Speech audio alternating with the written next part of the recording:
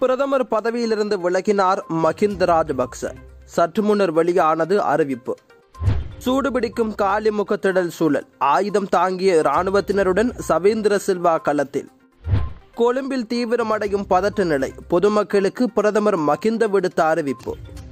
கொழும்பு கலவரத்தின் எதிரொலி. இலங்கை முழுவதும் பிறப்பிக்கப்பட்டது ஊரடங்கு சட்டம். சற்று முன்னர் வெளியான அறிவிப்பு. உக்கிரமடையும் கலவரம். அரசு ஆதரவாளர்களை மடக்கி பிடித்து தாக்கும் மக்கள். இரத்த களரியான காலிமுகத்திடல். ஊடகவியலாளர்கள் உட்பட 78 பேர் படுகாயம். முக்கிய துறைகளின் அமைச்சர்களும் பதவி விலகல். முழு நாடும் ஸ்தம்பிக்கும் ஆபத்து. தாக்குதலை வன்மையாக கண்டிக்கும் அமெரிக்க தூதுவர். இனி விரிவான செய்திகள். அமைதியான முறையில் ஆர்ப்பாட்டத்தில் ஈடுபட்டவர்கள் மீது நிகழ்த்தப்பட்ட தாக்குதல்களை அமெரிக்கா வன்மையாக கண்டித்துள்ளது. இதுகுறித்து இலங்கைக்கான அமெரிக்க தூதுவர் ஜூலி சங் தனது டுவிட்டரில் தெரிவித்துள்ளார்.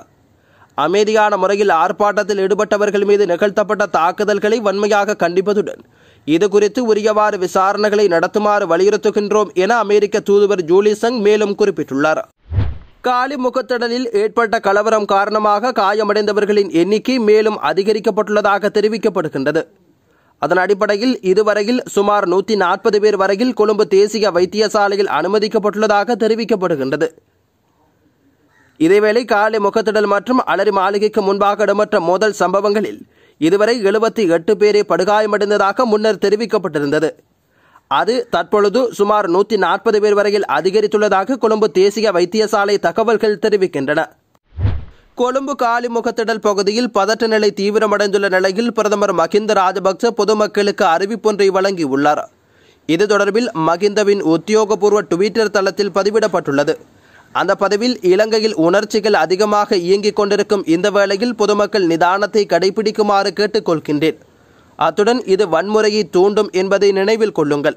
நாம் எதிர்நோக்கும் பொருளாதார நெருக்கடிக்கு ஒரு பொருளாதார தீர்வு தேவை. அதை தீர்க்க இந்த நிர்வாகம் உறுதி பூண்டுள்ளது எனவும் குறிப்பிட்டுள்ளார். அமைச்சர்களான விதுர விக்ரமநாயக்க, சன்ன ஜெயசுமன ஆகியோர் தமது பதவி விலகல் கடிதங்களை கையளித்துள்ளதாக தகவல்கள் வெளியாகியுள்ளது. நாட்டில் தொடர்ச்சியாக நடைபெற்று வரும் போராட்டம் காரணமாக ஆளும் தரப்பினரை முற்றுமுழுதாக பதவி துறந்த புதிய அரசாங்கம் ஒன்று அமைக்க வேண்டுமென மக்கள் தொடர்ச்சியாக அழுத்தம் கொடுத்து வந்த நிலையிலேயே இன்றைய தினம் இந்த அறிவிப்பை வெளியிட்டுள்ளனர் அமைச்சர்கள். இந்த நிலையில் தொழில்துறை அமைச்சர் மற்றும் சுகாதாரத்துறை அமைச்சர்கள் சன்ன ஜெயசுமன மற்றும் விதுர விக்ரமநாயக்க ஆகியோர் ராஜினாமா கடிதத்தை ஜனாதிபதி கோட்டாபய ராஜபக்சவிடம் கையளித்துள்ளனர். இதேவேளை பிரதமர் மஹிந்த ராஜபக்சவும் தனது ராஜினாமா கடிதத்தை கையளித்துள்ளார் என்றும் தகவல்கள் வெளியாகியுள்ளது. கொழும்பில் ஏற்பட்டுள்ள வன்முறையை அடுத்து இலங்கை முழுவதும் ஊரடங்கு சட்டம் பிறப்பிக்கப்பட்டுள்ளது. நாட்டில் ஏற்பட்டுள்ள அரசியல் பொருளாதார நெருக்கடி நிலையினை அடுத்து அண்மைய நாட்களாக பதட்ட நிலை ஏற்பட்டிருந்தது. இந்த நிலையில் இன்று காலை பிரதமர் மஹிந்த ராஜபக்ச பதவி விலகுவார் என்று அறிவிக்கப்பட்டிருந்தது. எனினும் பிரதமரின் ஆதரவாளர்களால் ஆர்ப்பாட்டம் செய்யப்பட்டது. இதனை அடுத்து கொழும்பில் கலவரம் வெடித்திருந்தது. இதன் பின்னர் கொழும்பிலும் பின்னர் மேல் மாகாணத்திலும் ஊரடங்கு சட்டம் விரிவுபடுத்தப்பட்டது. இந்த நிலையிலேயே சற்று முன்னர் இலங்கை முழுவதும் ஊரடங்கு சட்டம் பிறப்பிக்கப்பட்டுள்ளது. காலிமுகத்திடல் பகுதியில் ஏற்பட்டிருந்த பதட்ட சூழல் தீவிரமடைந்து வருவதாக தகவல்கள் தெரிவிக்கின்றன. அத்துடன் காலிமுகத்திடல் பகுதியில் ஏற்பட்டுள்ள அசாதாரண சூழ்நிலை காரணமாக இதுவரைக்கும் 78 பேர் வரை காயமடைந்துள்ளதாக வைத்தியசாலை வட்டார தகவல்கள் தெரிவிக்கின்றன. இந்த நிலையில் அப்பகுதியில் பெருமளவான அதிரடிப்படையினர், போலீசார், கழக தடுப்பு பிரிவினர் குவிக்கப்பட்டுள்ளனர். காலிமுகத்திடலில் ஏற்பட்டுள்ள அமைதியின்மையை அடுத்து குறித்த பகுதியில் துப்பாக்கி ஏந்திய இராணுவத்தினரும் குவிக்கப்பட்டுள்ளனர். இந்த நிலையில் இராணுவத்தினர் குறித்த பகுதியை தமது கட்டுப்பாட்டின் கீழ் கொண்டுவர நடவடிக்கை எடுத்துள்ளனர். அத்துடன் குறித்த பகுதிக்கு இராணுவ தளபதி சவேந்திர சில்வாவும் விஜயம் மேற்கொண்டிருந்தமை குறிப்பிடத்தக்கது. பிரதமர் மஹிந்தவுக்கு ஆதரவாக இன்று கொழும்புக்கு வருகை தந்து காலிமுகத்திடலுக்குள் புகுந்து தாக்குதலை மேற்கொண்டவர்களை பொதுமக்கள் மடக்கி பிடித்து தாக்குதலை மேற்கொண்டு வருகின்றனர். இதேவேளை பல பகுதிகளில் மஹிந்தவின் ஆதரவாளர்கள் பயணித்த பேருந்துகளையும் சேதம் விளைவித்துள்ளனர். அதன் ஒரு பகுதியாக பிரதமரின் ஆதரவாளர்கள் மீது தாக்குதல் மேற்கொண்டு அவர்களை பேரவாவிக்குள் தள்ளிவிட்ட சம்பவம் ஒன்று கங்கராம பகுதியில் இடம்பெற்றுள்ளது. கொழும்பு காலிமுகத்திடலில் கடந்த 1 மாத காலமாக நடத்தப்பட்டு வந்த அமைதி வழியான போராட்டம் இன்று குழப்பப்பட்டுள்ளது.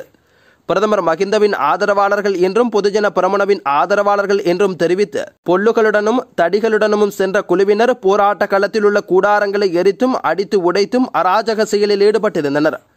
இதன் காரணமாக போராட்ட களம் யுத்த பூமியாக மாறியதை அடுத்து நாடளாவிய ரீதியில் ஊரடங்கு சட்டம் பிறப்பிக்கப்பட்டுள்ளது.